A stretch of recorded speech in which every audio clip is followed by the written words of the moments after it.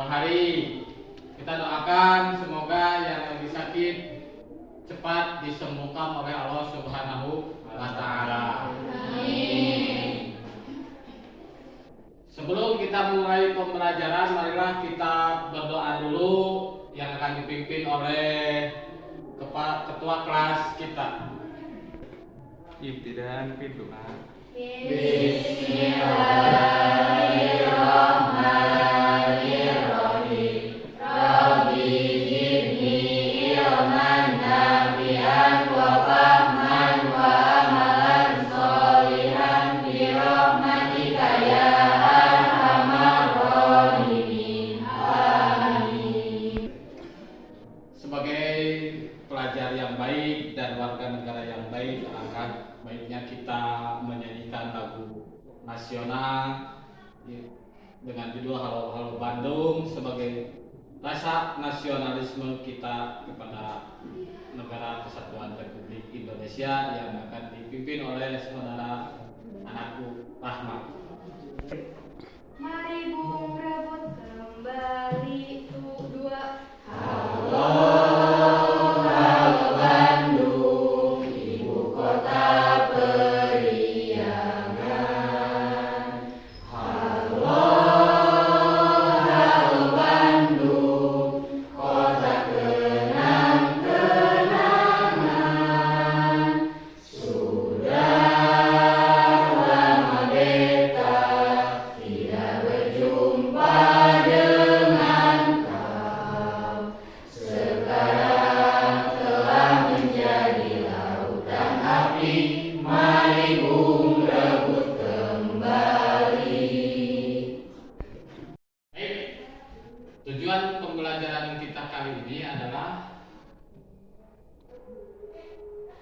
menganalisis konsep fikih dan sejarah perkembangan agar tumbuh keyakinan dan kesadaran dalam beribadah. Itu tujuan pembelajaran kita kali ini. Pelajaran yang akan kita bahas kali ini adalah konsep dan ruang lingkup fikih. Sebelum itu, saya Bapak mau bertanya, siapa yang tahu fikih? Ya Pak, Ya, Eka, pemahaman yang mendalam.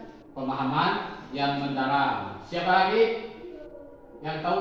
Saya Pak, Ya, Selvi. mengkaji hukum syar'i. Ya, ada yang tahu? Siapa lagi? Saya Pak, Ya, hukum yang menyangkut perbuatan. ya. Terima kasih. Tepuk tangan buat anak-anakku. Baiklah anak-anakku semuanya, sebelum memulai pelajaran, silakan kalian berkumpul menurut kelompoknya masing-masing yang sudah Bapak tentukan tadi. Silakan bergabung menurut kelompoknya masing-masing.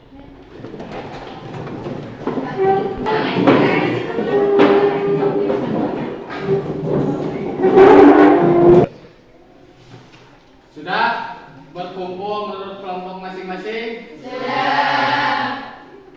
Bapak akan membagikan lembar kerja untuk tiap-tiap kelompok dan harus dikerjakan dengan melihat video yang Bapak tayangkan. Catat apa-apa yang penting yang ada di dalam video tersebut.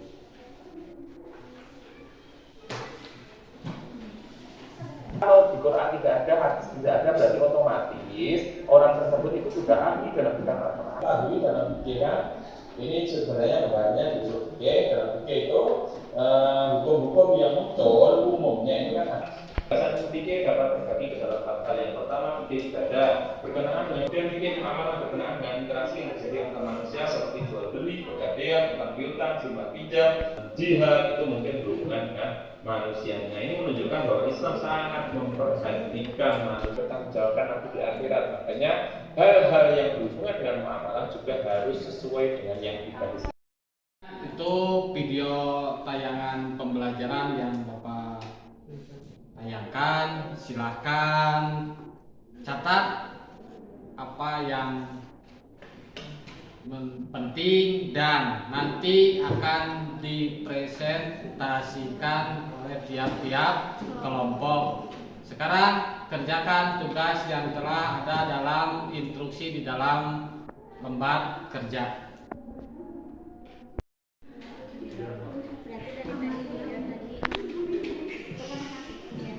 Berarti dapat disimpulkan bahwa Vicky itu apa?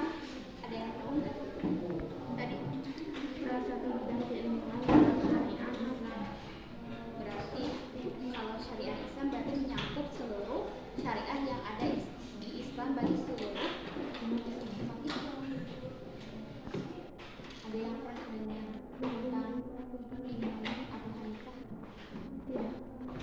Belum pernah. Katanya dulu aku waktu masih di BPA, katanya dalam ilmu fikih itu ada 4 orang imam Hanifah, Syafi'i, Hambali, Hanifah sama Hanafi, Hanafi. Hanafi sama Maliki. Berarti Sufi itu pencetusnya berarti boleh disebut. Jadi yang telah Bapak tanyakan dalam video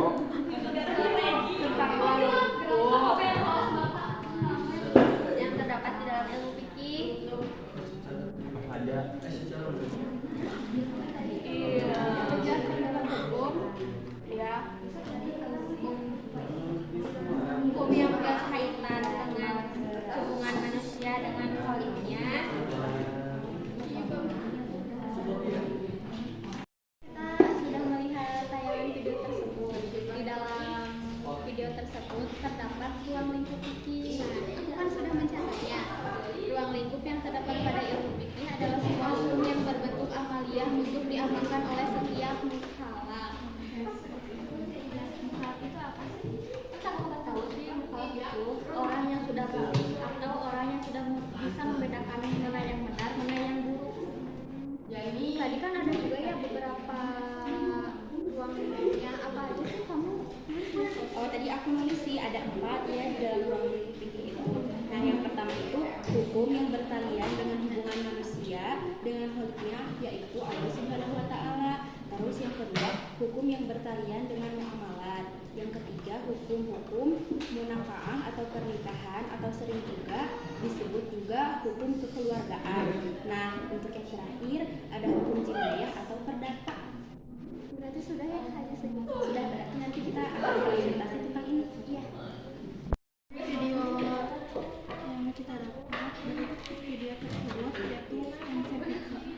Konsep fikih adalah bentukan dari kata fikun yang secara bahasa, fahmun amikun yang berarti pemahaman yang mendalam, yang menghendaki pengerahan potensi akal. Ada yang mau menambahkan? Sebagaimana Ibu Hanifah mengemukakan bahwa fikih adalah pengetahuan manusia tentang hak dan kewajiban. Terus tentang Imam Syafi'i yaitu mendefinisikan fikih sebagai ilmu pengetahuan. Pendefinisian Imam tentang dalil-dalilnya yang terperinci. Ada yang mau menambahkan lagi? Sudah selesai tugasnya? Sudah. Kalau sudah, persiapkan untuk presentase tiap-tiap kelompok yang akan diwakili oleh 2 orang dan memaparkan hasil dari temuan-temuan dari video pembelajaran tadi yang ditayangkan. Dimulai dari kelompok 1 dan seterusnya. Kami dari kelompok 1 akan mempresentasikan tentang pengertian fikih. Secara bahasa, fikih adalah pemahaman yang mendalam yang menghendaki potensi akal. Dapat disimpulkan bahwa fikih adalah ilmu dengan hukum-hukum syariah yang berbentuk perbuatan yang didapat dengan cara pengambilan hukum dengan dalil-dalil yang terperinci. Sekian presentasi dari kami. Assalamualaikum warahmatullahi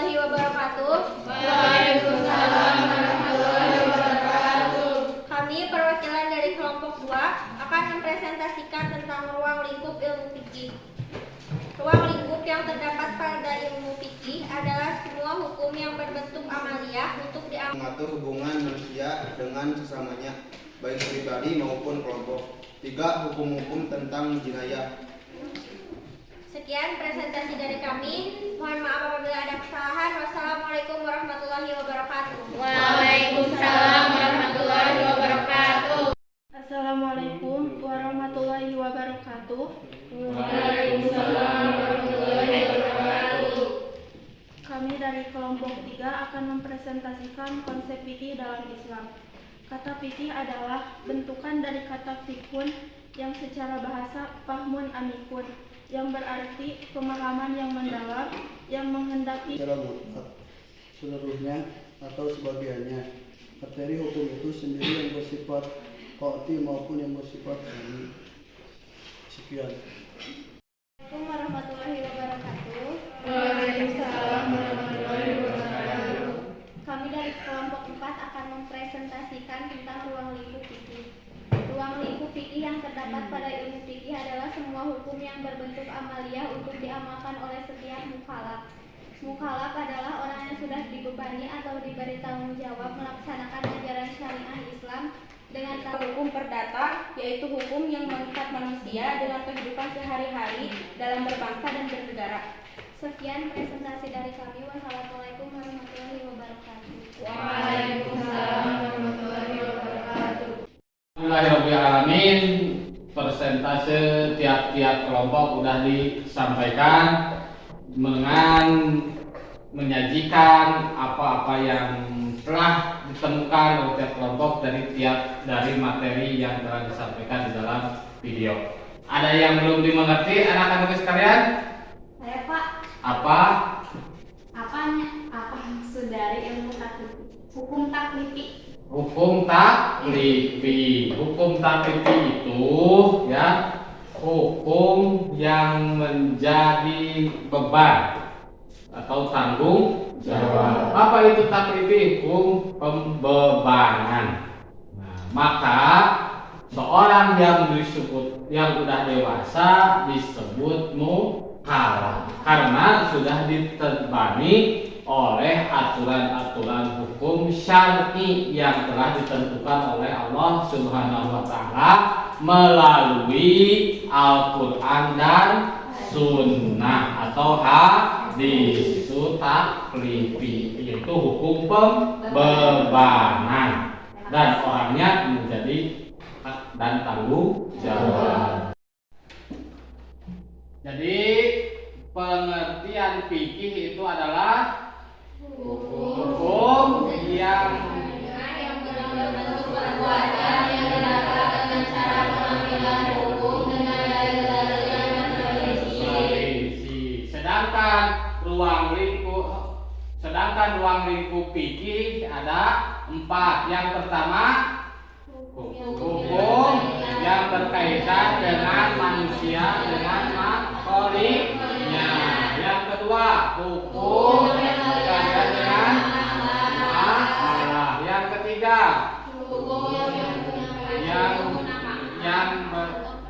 hukum yang berkaitan dengan munakahat. Yang terakhir hukum jinayah atau perdata. Itu yang kita bahas hari ini ya. Nah, kenapa kita harus mengetahui konsep dan ruang lingkup fikih? Bertujuan untuk supaya segala yang diperbuat oleh kita itu sesuai dengan aturan-aturan syar'i. Maka karena jika kita berbuat tidak melalui tuntunan syar'i, maka ibadah kita tertolak, bahkan berdosa. Maka kita sangat penting mempelajari ilmu fikih. Untuk apa? Untuk ibadah, baik itu mahdoh maupun goer. Jadi ilmu fikih itu sangat penting dalam kehidupan sehari-hari. Pelajaran alhamdulillah telah selesai. Silakan kembali ke tempat masing-masing dan bereskan kembali meja yang telah tadi dipakai dalam kerja kelompok. Kita tutup pembelajaran hari ini dengan membaca doa. Bismillahirrahmanirrahim. Innal insana lafi khusrin illa alladziina aamanu wa 'amilus sholihati wa tawassaw bil haqqi wa tawassaw bis sabri.